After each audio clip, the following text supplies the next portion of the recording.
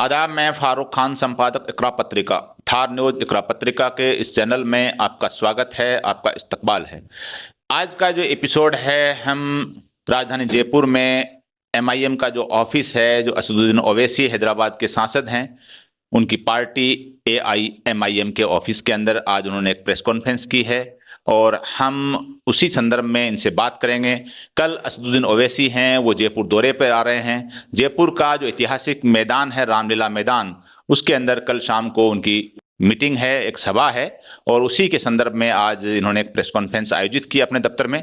तो हम इनके पदाधिकारियों से भी बातचीत करना चाहेंगे कि इनकी चुनावी रणनीति क्या है और ओवैसी साहब आ रहे हैं जयपुर में, तो इसके अलावा भी इनका कोई और दौरा भी है क्या।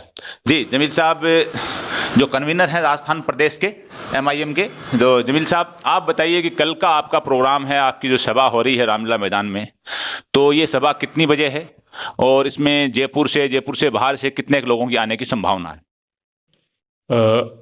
देखिए, कल 2 जुलाई को जो हमारी सभा होने वाली है, इसमें हमारे राष्ट्रीय सदर बैरिस्टर असदुद्दीन ओवैसी साहब जयपुर तशरीफ़ ला रहे हैं। सुबह तशरीफ़ ले आएंगे वो, और शाम को हमारी सभा है रामलीला मैदान, न्यू गेट, जयपुर में। पूरे प्रदेश में इसके लिए माहौल बनाया जा रहा है, लोगों को जोड़ा जा रहा है और पूरे राजस्थान से माशाल्लाह हमारा टारगेट है कि 1 लाख के आसपास लोग इस सभा में शामिल होंगे। तो ये जो आपकी जो सभा हो रही है, इससे पहले आप लोगों ने जो घोषणा की थी कि ये सभा मोती डूंगरी रोड पे, एमडी रोड पे, मुसाफिर खाने के सामने हम शाम को करेंगे, लेकिन उसके बारे में खबर ये मिली कि उसकी परमिशन नहीं दी प्रशासन ने, तो इसको चेंज किया गया। तो वहाँ ये इसमें ऐसी क्या परेशानी आई कि प्रशासन ने आपको वहाँ परमिशन नहीं दी? देखिए, ये तो सभी लोगों को पता है कि परमिशन क्यों नहीं मिली है, कि पुलिस किसके दबाव में काम कर रही है और प्रशासन किसके दबाव में काम कर रहा है, और हमें एज अ राजनीतिक पार्टी हमें एक जनसभा करने के लिए परमिशन नहीं दी गई है। एक तरफ कांग्रेस राहुल गांधी को मणिपुर में जाने से रोकने पर बोलती है कि लोकतंत्र खतरे में है, दूसरी तरफ आप ही के स्टेट में, राजस्थान में, जयपुर में एक राजनीतिक पार्टी के राष्ट्रीय अध्यक्ष सभा करना चाहते हैं, उनको आप रोक रहे हो, उनकी आप सभा नहीं होने दे रहे। तो ये कैसा लोकतंत्र है आपका? हमने अप्लाई किया, यहाँ हमें परमिशन नहीं दी गई। दूसरी तरफ उसके बाद हम लोगों ने रामलीला मैदान का रुख किया, जहाँ बड़ी मुश्किल से हम लोगों को परमिशन मिली।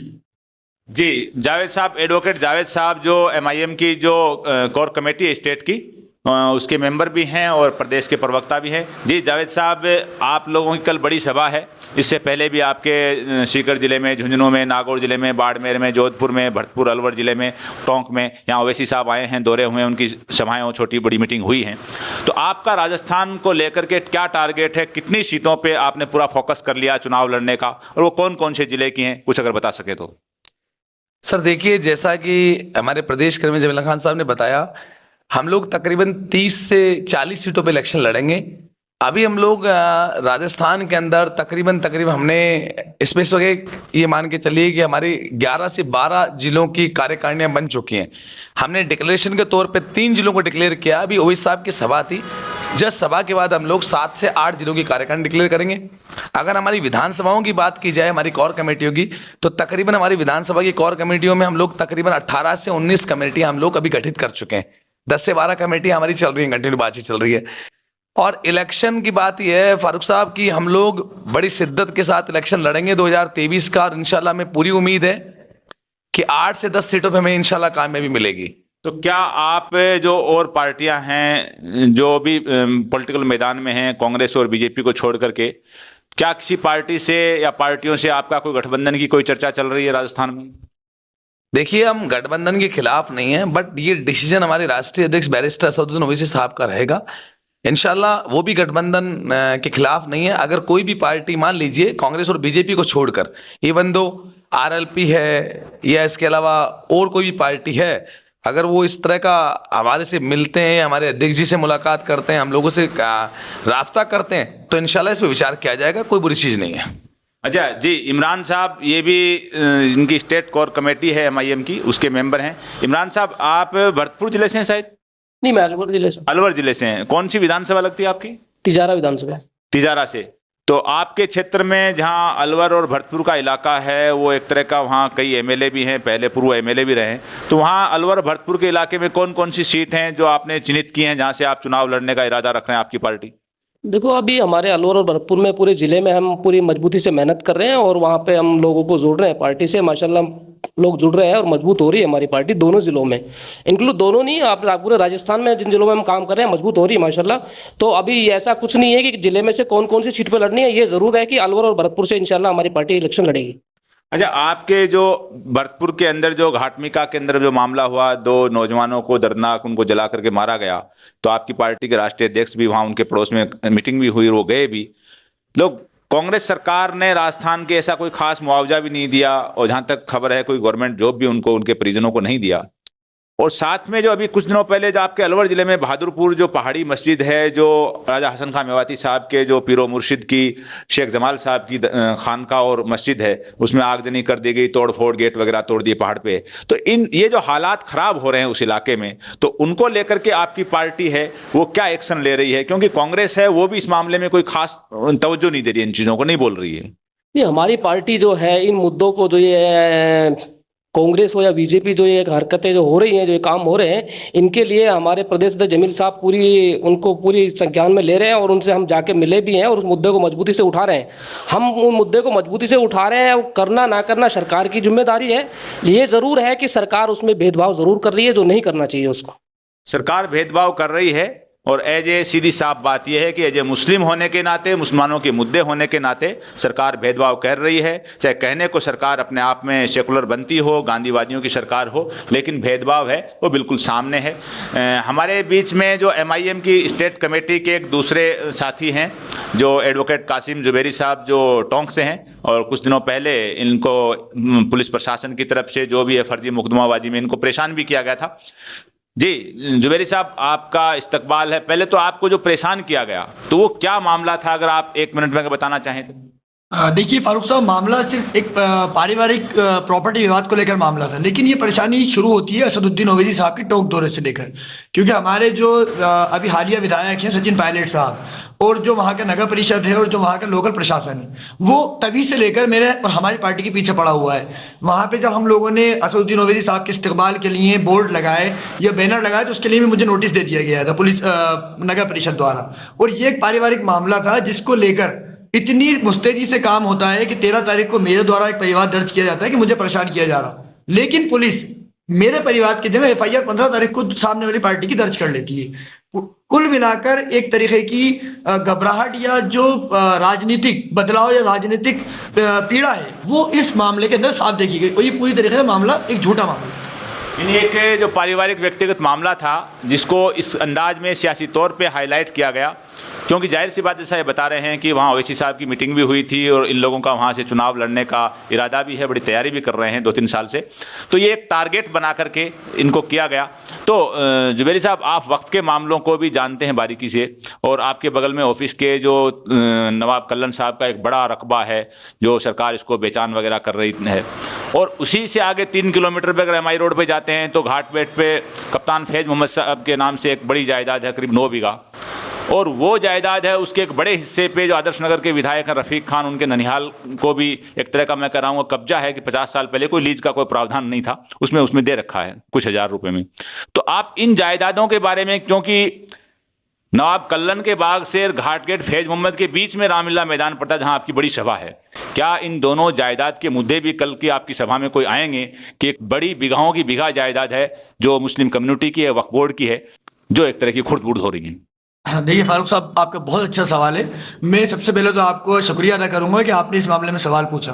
देखिए मैं आपको बताता हूं कि कुछ महीने पहले हमारा एक नेशनल हमारी पार्टी का राष्ट्रीय अधिवेशन हुआ था। उसके अंदर हमारी पार्टी द्वारा एक 20 सूत्रीय मांगों का आह्वान किया गया था केंद्र सरकार से। उसके अंदर हम लोगों ने एक जो सबसे प्रमुख आह्वान किया था वो ये था कि वक्फ एक्ट 1995 के अंदर ये प्रावधान किया जाए या ये प्रोविजन लाया जाए कि जो वक्फ के इंक्रोचर है, जिन्होंने वक्फ के ऊपर अतिक्रमी के तौर पर कब्जे किए हुए वो पुलिस प्रशासन को ये सीधे तौर पर कार्रवाई करने का आदेश दिया जाए या ये शक्ति दी जाए कि वो इंक्रोचर को हटाया जाए। तो आप इस बात से मुतमईन रहिए, चाहे नवाब कल्याण खां की प्रॉपर्टी हो, चाहे कैप्टन जिनके आप बता रहे हैं शमशेर साहब की जो प्रॉपर्टी हो, या दीगर 827 प्रॉपर्टियां जो कि जिन पर राजस्थान के अंदर पूरी तरह के अतिक्रमण काबिज है। हम इस मामले को असदुद्दीन ओवैसी साहब हो या हमारी पार्टी हो, हम इस मामले को इस चुनाव के अंदर प्रमुखता से उठाएंगे। ये वक्फ का मामला एक समुदाय विशेष का मामला है और इसके लिए वक्फ एक्ट बना हुआ है, वक्फ प्रॉपर्टी राइट्स बने हुए हैं, वक्फ रिलीज रूल्स बने हुए हैं। उसके बाद भी अगर वक्फ पर अतिक्रमण हो रहा है तो ये सीधे सीधे राज्य सरकार की जिम्मेदारी है। अच्छा जमील साहब, जो मदरसा पैरा टीचर और दिगर संविदा कर्मी हैं जिनको कांग्रेस ने अपने घोषणा पत्र 2018 में शामिल किया था कि हम गवर्नमेंट में आएंगे तो इनको नियमित करेंगे, लेकिन संविदा रूल बन गए और अलग अलग डिपार्टमेंट के लोग हैं उनको इधर उधर करके उसको फला फला फला उनका नाम दे दिया, लेकिन उनको परमानेंट नहीं किया, जबकि चुनाव के 2-3 महीने बचे आचार संहिता के। तो आपकी पार्टी की तरफ से आपका क्या कहना है कि चाहे मदरसा पैरा टीचर हो या और संविदा कर्मी हो जो करीब 1 लाख से ऊपर हैं, इनसे वादा किया था गहलोत सरकार ने, कांग्रेस पार्टी ने, वो निभाया नहीं, तो आप इस बारे में क्या कहेंगे? ये कोई नई चीज नहीं है गहलोत सरकार की, वादे करके भूल जाना।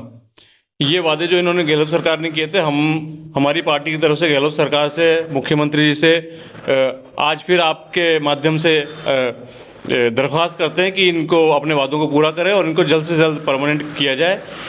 और मदरसा बोर्ड में जो अभी हालिया में इन्होंने नई भर्तियां निकालने की घोषणा की है, वो सिर्फ घोषणा न रह जाए बल्कि उनको निकाल के जल्द से जल्द उनको भरें भी।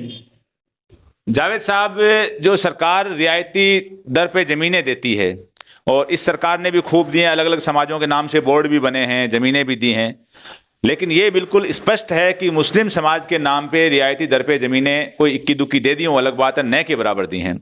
जबकि लोगों ने कई ने आवेदन भी किए हैं, अलग अलग मुस्लिम समाजों की तरफ से, मंसूरी समाज की तरफ से मंसूरी विकास बोर्ड बनाने की बात है, कुरैशी समाज की तरफ से भी है, और सिंधी मुस्लिम समाज है उसने बड़े पैमाने पर मांग की है सिंधी मुस्लिम विकास बोर्ड बनाने की, यानी मुसलमानों की कई कम्युनिटियाँ हैं उन्होंने ऐसा किया है, लेकिन सरकार ने किसी का भी बोर्ड नहीं बनाया, किसी को भी रियायती दर पर कोई ज़मीन नहीं दी। तो आप चूँकि एक एडवोकेट हैं, सरकार का ये भेदभाव, इस पे आप क्या कहेंगे?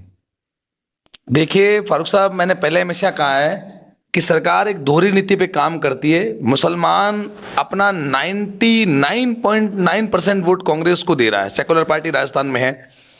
और अभी आप हालिया चुनाव देखें, 2018 के चुनाव में 96 सीटें ऐसी हैं जहां पर मुस्लिम समुदाय का 12,000 से लेकर 1,34,000 वोट, जो कि कामा की मैं बात कर रहा हूं, सबसे बड़ी विधानसभा है।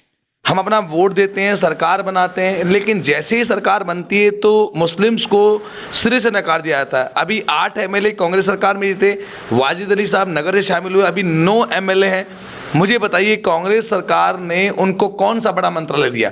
यहाँ तक कि आमीन खान साहब जो शिव के विधायक हैं, उन्होंने भी नाराज होकर एक विधानसभा में कह दिया था एक बार कि हमें सिर्फ कब्रों का मंत्रालय देते हैं। मैं ये कहना चाह रहा हूँ कि ये इन सरकारों की नीयति ऐसी है कि अभी एक हॉस्टल का मामला था, यहाँ बगरू के एमएलए हैं, उन्होंने उसका विरोध किया, शांति धारीवाल ने विरोध किया, यूडीएच मंत्री हैं यहाँ पर।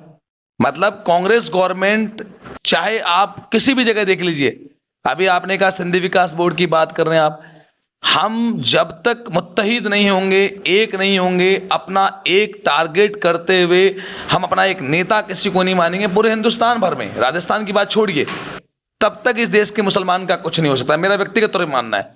आज खानू का बुधवाली वक्फ की चेयरमैन है।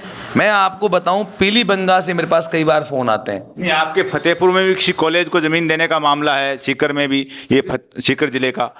बिल्कुल बिल्कुल, मैं कह रहा हूं ना कि हमारे यहाँ मामले उठे, लेकिन हमने अपनी निजी प्रॉपर्टी उसको खरीदा। हमारा कोई भी हॉस्टल के लिए हम जाते हैं सरकार के पास, कोई डिमांड करते हैं, तो पहली बात तो एमएलए की हिम्मत ही नहीं है कि एमएलए मुख्यमंत्री अशोक गहलोत से बात कर लें। दूसरी बात, अगर हम लोग किसी संगठन के वाया थ्रू जा रहे हैं तो वहाँ सरकार हमें तवज्जो नहीं दे रही है। उसका कारण सीधे सीधे ये है कि हम लोग एक ताकत के तौर पे दिखाई नहीं दे रहे हैं। मैंने पहले भी कहा 2023 का इलेक्शन आने वाला है, अब एक बार इस देश के मुसलमान को, राजस्थान के मुसलमान को, अगड़े पिछड़े वंचित शोषित को एक बार एक प्लेटफॉर्म पे आना पड़ेगा। और ये प्लेटफॉर्म पे आए, और उनके लिए जब हम कहते थे कि तीसरा फ्रंट नहीं है, आज हमारे पास बैरिस्टर असदुद्दीन ओवैसी साहब की एक बड़ी पार्टी है जो हैदराबाद से लेकर पूरे हिंदुस्तान में काम कर रही है। मुझे उम्मीद है अगर जनता इस बार 2023 में AIMIM को सपोर्ट करे तो ये सारे मुद्दे हल हो सकते हैं। हमारी आवाज़ असेंबली में नहीं है, हमारे एक दो कायद भी जीत के जाएंगे तो इंशाल्लाह मुझे पूरा विश्वास है, जिस तरह मेंबर ऑफ पार्लियामेंट में बैरिस्टर असदुद्दीन ओवैसी और इम्तियाज जलील 2 ही हैं, 200 नहीं है। अगर राजस्थान की आवाम भी इस तरह का कोई क्रिटिकल एरिया या जनता मौका देती है ओवैसी साहब के यहाँ कारकुनों को, तो मैं आपको दावे के साथ कह सकता हूँ राजस्थान के अंदर एक 2023 के बाद सैलाब आएगा। और अभी आपने कहा कि आप ये मान के चलिए कि अगर आप कुछ कर रहे हैं तो जनता में दिखता है। हम आपसे वादा कर रहे हैं कि जनता के मुद्दे हमारे लिए प्राथमिकता से रहेंगे और हम बहुत बड़ा काम करेंगे इंशाल्लाह। अच्छा, जमील साहब, जो कि MIM का नाम भी एक मुस्लिम पार्टी की तरह है, जो पदाधिकारी भी करीब करीब सारे ही मुस्लिम हैं मेरे जितनी मैं जानता हूं, तो आपकी पार्टी ने जैसे गुजरात, महाराष्ट्र, अभी कर्नाटक में और यूपी के कुछ जगह भी बता रहे हैं कि अन्य समुदाय के यानी गैर मुस्लिम को भी टिकट दिया है, चाहे वो विधानसभा हो, लोकल बॉडी हो। तो क्या राजस्थान में भी आप अन्य समाज का कोई भी हो, जाट हो, बनिया हो, ब्राह्मण हो, राजपूत हो, SC ST कोई भी समाज हो, क्या अगर आपको कोई एक जिताऊ उम्मीदवार मिलता है, आपकी पार्टी से जुड़ता है, तो क्या आप ऐसे लोगों के लिए अपनी पार्टी के दरवाजे टिकट के खुले रखेंगे? बेशक फारूक साहब, जैसा कि सभी लोगों को पता है कि हमारी पार्टी 36 बिरादरियों की पार्टी है, तो सभी के लिए दरवाजे पूरी तरह से खुले हुए हैं। मजबूत लोग हों, हम उनसे बिल्कुल मुलाकात करेंगे। इनफैक्ट मैं आपको बताऊं कि कुछ दिनों से हमारी पार्टी में काफ़ी सारे लोग ऐसे हैं जो मुस्लिम नहीं हैं, जो हमारी पार्टी से जुड़ रहे हैं, पार्टी की सदस्यता ले रहे हैं, चाहे वो ब्राह्मण हो, चाहे दलित हों, चाहे राजपूत हों, हर समाज के लोग हमारी पार्टी से जुड़ रहे हैं। और आने वाले टाइम में जहाँ भी हम चुनाव लड़ेंगे, जहाँ भी जैसा समीकरण होगा, हम बेशक उनको टिकट देंगे, उनसे चुनाव लड़वाएंगे और उनका पूरा सपोर्ट करेंगे। नहीं, जो भी जिताऊ आदमी होगा, किसी भी समाज का होगा, उसको टिकट अगर पार्टी देना चाहेगी, मैदान में उतारेंगे हम। तो ये जो सभा हो रही है और MIM के बारे में जो चर्चाएं होती हैं, हालांकि मैं ऐसी कोई चर्चा नहीं करना चाहता कि वो A team, B team, C team, कि हर पॉलिटिकल पार्टी को अपना राइट है अपना चुनाव लड़ने का, वो संविधान के दायरे में चुनाव आयोग के नियमानुसार अपनी अलग अलग राज्य में जहाँ भी जाए, विधानसभा, लोकसभा, लोकल बॉडी का चुनाव लड़ सकता है। लेकिन ये जो एक बेहुदा और बचकाना बातें होती हैं कि ये फलां पार्टी फलां की A और B है, और ये सबसे बड़ी पीड़ा उन लोगों को होती है जो एक तरह का, मैं स्पष्ट कह रहा हूं कि मुस्लिम वोट के एक तरह के उन्होंने कैद कर रखा है। मुसलमानों को कुछ देना नहीं चाहते हैं, मुसलमानों के मुद्दों को सुनना नहीं चाहते हैं, कोई रिलीफ नहीं देना चाहते हैं, लेकिन हर साल, हर 5 साल में उनको वोट चाहिए, सत्ता चाहिए। उन्हीं लोगों को ये डर लग रहा है MIM जैसी पार्टियों को लेकर के कि हमारे हाथ से अगर मुसलमान निकल गया तो हम MLA कैसे बनेंगे। और मैं सीटें गिना रहा हूँ, चाहे एजुकेशन मिनिस्टर BD कल्ला हों, चाहे शांति धारीवाल हों, जो मुख्यमंत्री अशोक गहलोत हों, चाहे महेश जोशी हों मिनिस्टर, ये सारे के सारे ऐसी सीटों से चुनाव लड़ते हैं जो मुस्लिम मेजोरिटी की सीटें हैं। और इन सबको, चाहे वो आदर्श नगर के विधायक रफीक खान हो, चाहे हम जिस जगह बैठे हैं अमीन कागजी, किशनपोल के विधायक हों, ये तमाम तर मुस्लिम मेजोरिटी की सीट हैं, कामा है, नगर है, तिजारा है। तो ये सबको एक डर लग रहा है कि अगर MIM जैसी पार्टियां काम करेंगी और अगर ये लोग बोलने लग गए, चुनाव लड़ने लग गए, तो हमारे हाथ से जो मुसलमान गिरवी रखा हुआ हमारे हाथ से निकल जाएगा। इसके साथ में एक चीज़ और अन्य जो तमाम तरह पॉलिटिकल पार्टियां हैं, छोटी पार्टियां हैं, चाहे वो बसपा हो, आम आदमी पार्टी हो, SDPI हो, वेलफेयर पार्टी हो, CPM हो, CPI हो, BAT हो, BAP हो, और RLD हो, रालोपा हो, ये तमाम तर पार्टियां जितनी भी हैं, JJP हो, ये इन पार्टियों को भी इस बारे में सोचना चाहिए कि MIM को कोई अछूत नहीं समझे, MIM के लोगों से भी बात करनी चाहिए, MIM को भी अपने साथ बैठाना चाहिए। क्योंकि अगर वो भी अगर इन चीज़ों को अछूत मानेंगे तो फिर कांग्रेस और BJP की राजनीति है, वही राजनीति उन लोगों की होगी कि एक पार्टी है, वो चुनाव आयोग में रजिस्टर्ड है, जिसके 2 सांसद हैं, कई राज्यों में MLA हैं, लेकिन उसको एक अछूत की तरह एक अकेली मुसलमानों की पार्टी समझना हमारे ख्याल में सही नहीं है। आज के इस एपिसोड में बस इतना ही। जय हिंद, जय भारत।